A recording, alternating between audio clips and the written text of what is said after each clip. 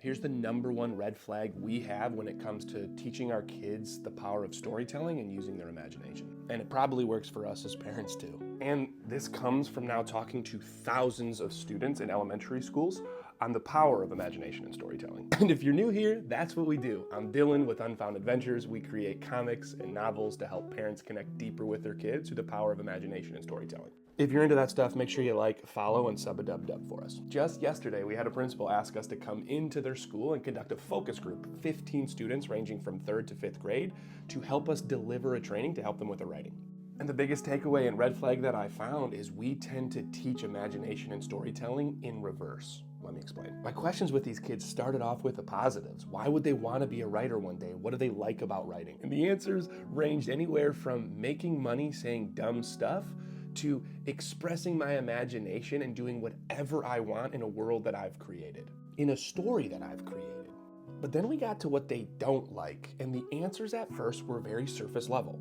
And it tends to be where we start our teaching. Kids talked about not knowing when to insert dialogue or proper punctuation or spelling errors. But then I asked them what frustrated them about writing, and the answers got a little deeper. I have a wild story in my head that's amazing, but when I go to write it down, it's just 3 or 4 sentences. How do I keep my story exciting from point A to point B? And again, there are frameworks that can teach this, but that's not where we should be starting, because my last question is where we got the most from kids, and that is, what fears do you have with writing or taking a test with writing in it? And those answers were fascinating. I'm afraid that I'm gonna get it wrong, which means I'm not a good writer. It means I can't do this. I'm afraid someone's gonna read a word I misspelled and not understand my entire story. I'm afraid people won't like what's in my imagination.